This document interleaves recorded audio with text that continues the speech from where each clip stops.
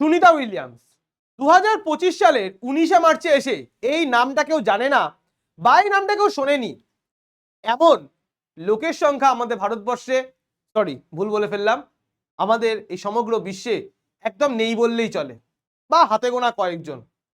হঠাৎ আজকেই কেন সুনিতা উইলিয়ামসকে নিয়ে এত চর্চা হচ্ছে? কি এমন ঘটেছে? Hello students, welcome to the এডুহাব Bangla official YouTube channel. আজকে তোমাদের জন্য থাকছে সুনিতা উইলিয়ামসের ভারতবর্ষে ফিরে আসা নিয়ে এবং সেই সম্পর্কিত কিছু গুরুত্বপূর্ণ তথ্য। শুধুমাত্র এটা একটা ভিডিও না, এর সঙ্গে তোমাদের থাকছে আপকামিং পরীক্ষাগুলোতে সুনিতা উইলিয়ামস রিলেটেড কি কি প্রশ্ন আসতে পারে তার একটা দীর্ঘ লিস্ট। তো ভিডিওটা সবাই মন দিয়ে ভালো করে দেখবে এবং কোনো জায়গা স্কিপ করবে না। তো চলো আজকের ভিডিও আমরা শুরু করি। সুনিতা উইলিয়ামস একজন ভারতীয় আমেরিকান মহাকাশচারী, আন্তর্জাতিক মহাকাশ সংস্থায় কর্মরতা, মার্কিন নৌবাহিনীতে কর্মরতা এবং মহাকাশচারীদের মধ্যে যিনি মহাকাশে সর্বোচ্চ সময় উড়ে বেরিয়েছেন। শুধু কি এটুকুতেই শেষ? একদমই না।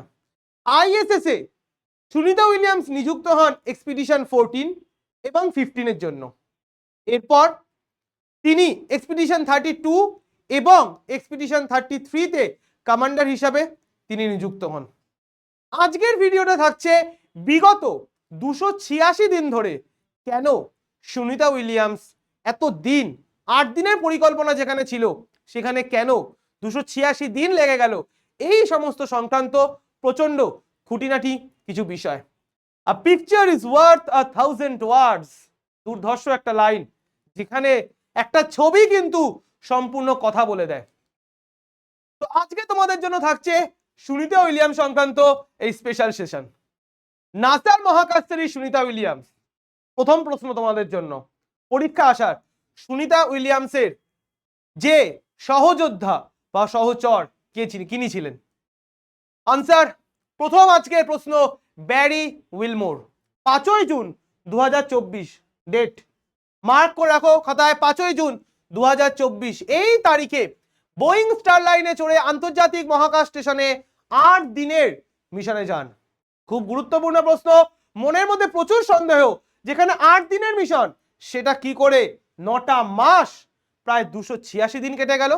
আজকের ভিডিওতে থাকছে এর সম্পূর্ণ আলোচনা। চলো, 9 মাস পরে ধরিত্রীর ছোঁয়া পেলেন সুনিতা উইলিয়ামস। মঙ্গলবার স্থানীয় সময় সুনিতা বুজ উইলমোরদের নিয়ে ফ্লোরিডা উপকূলে অবতরণ করলো স্পেস এক্স এর ড্রাগন মহাকাশযান। জানো স্পেস এক্স কার কোম্পানি? একদম সঠিক আন্দাজ করেছো, ইলন মাস্ক। যে mission space x crew 9 mission, কত ঘন্টা যাত্রা হলো? 17 ঘন্টা। সম্ভব তোমাদের মধ্যে? নিজেদেরকে প্রশ্ন করো, কতটা ডেডিকেশন, দেশের প্রতি কতটা ভালোবাসা থাকলে 58-59 বছর বয়সেও মহাকাশে 286 দিন প্রায় 9 মাস সেখানে স্টে করা যেতে পারে? প্রশ্নগুলো তোমাদের জন্য থাকছে। 8 দিন মহাকাশে থাকবেন বলে 2024 সালের 5ই জুন পাড়ি দিয়েছিলেন সুনিতা উইলিয়ামসরা। বোয়িং স্টারলাইনের মহাকাশযানের গোলযোগ এবং বিভিন্ন জটিলতার কারণে এই দীর্ঘমেয়াদী তাদের যাত্রাপথ কিন্তু আজকে সকালবেলায় বা গতকাল মধ্যরাত্রে শেষ হয়েছে।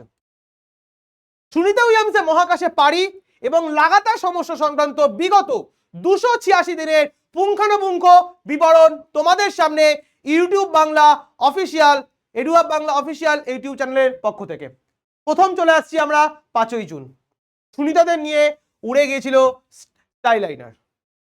প্রপালশন সিস্টেম সংক্রান্ত বিষয় এবং হিলিয়াম লিকের কারণে কিছুটা দেরি হওয়ায় অবশেষে মহাকাশের উদ্দেশ্যে তারা কিন্তু রওনা দিয়েছিলেন।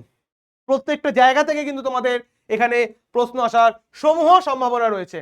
নেক্সট ডেট 6 জুন থেকে 25শে জুন, 27 ঘন্টার যাত্রা। এরপর তারা মহাকাশে পৌঁছে গিয়েছিলেন।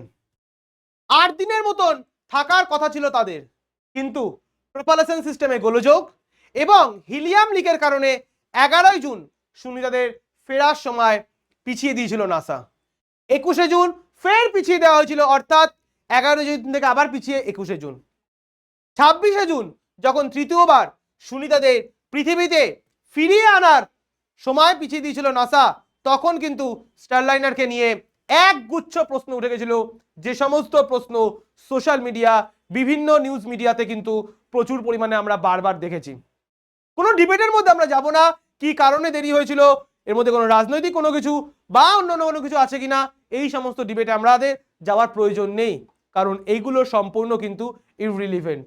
আমাদের এক্ষেত্রে আমাদের যে সেকশন, যেটা আমাদের পরীক্ষা সেকশন, সম্পূর্ণ কিন্তু অপ্রাসঙ্গিক। তো আমরা এই মুহূর্তে এই রকম কোনো ডিবেটে কিন্তু আমরা যাচ্ছি না। 21শে জুলাই আন্তর্জাতিক মহাকাশ কেন্দ্রে 45 দিন তারা কিন্তু অলরেডি কাটিয়ে ফেলেছিল, যেটা স্টারলাইনারকে দেওয়া সর্বোচ্চ থাকার অনুমোদন দেওয়া হয়েছিল 45 দিন। কিন্তু তখনও নাসা এবং বোয়িং নিশ্চিত ছিল না যে কবে মহাকাশচারীরা পৃথিবীতে ফিরতে পারবেন। চালানো হচ্ছিল সমস্ত রকমের পরীক্ষা নিরীক্ষা, তারপরেও কিন্তু কোনো সম্ভাবনা দেখা দিচ্ছিল না তাদের পৃথিবীতে ফিরে আসার। 24 আগস্ট ইলন মাস্কের স্পেস এক্স, যেটা প্রথমেই বললাম, ইলন মাস্কের স্পেস এক্স ড্রাগন মহাকাশযানে করে সুনিতাদের পৃথিবীতে ফিরিয়ে আনার সিদ্ধান্ত নেওয়া হয়েছিল, যা সেপ্টেম্বরে পৃথিবী থেকে রওনা দেওয়ার কথা ছিল, যে মহাকাশযানে ফেরার কথা ছিল 2025 সালের ফেব্রুয়ারিতে। পুরো জিনিসটা আরেকবার ভালো করে হাইলাইট করো।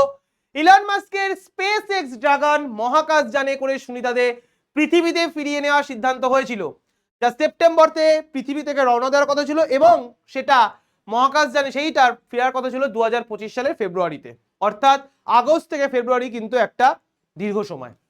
এরপর ডাইরেক্ট 6 সেপ্টেম্বর সুরক্ষিতভাবে, ভালো করে খেয়াল করবে, সুরক্ষিতভাবে, এখানে একটা দারুণ টুইস্ট আছে, সুরক্ষিতভাবে নিউ মেক্সিকোয় অবতরণ করেছিল সুনিতাদের মহাকাশে নিয়ে যাওয়া স্টারলাইনার।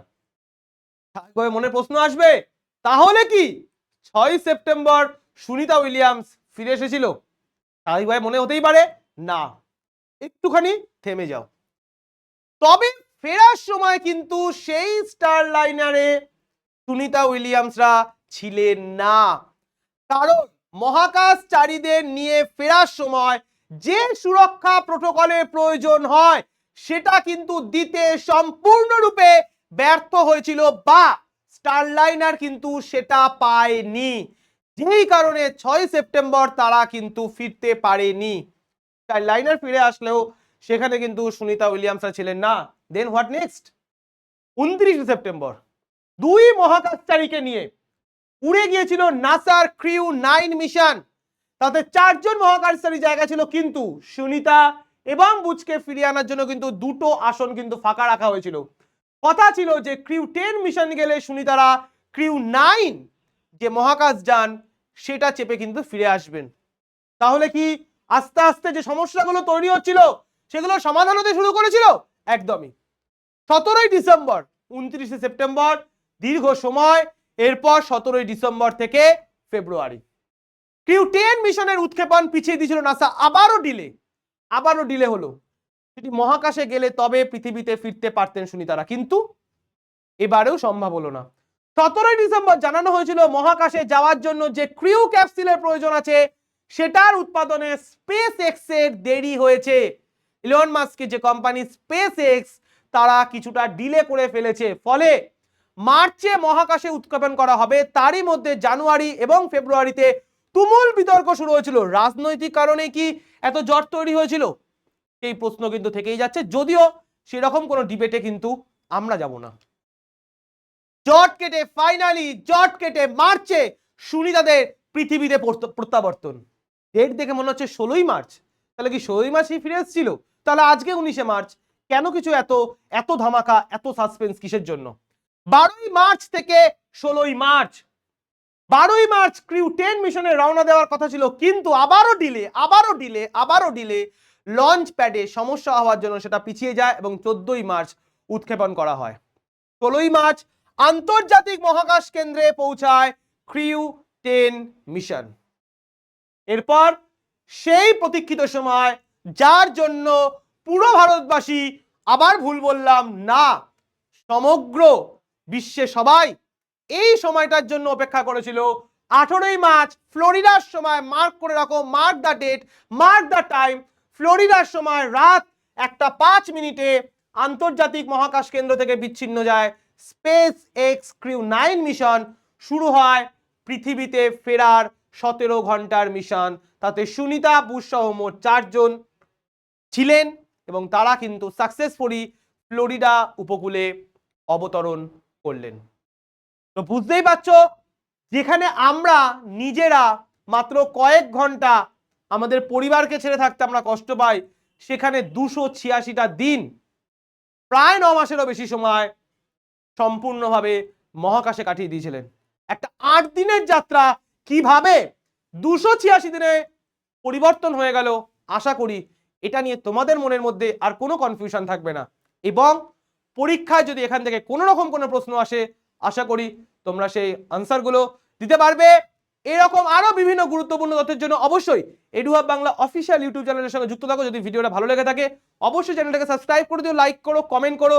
নেক্সট আরো একদিন অন্য একটা নতুন ভিডিও নিয়ে তোমাদের সঙ্গে দেখা হবে। Thank you so much.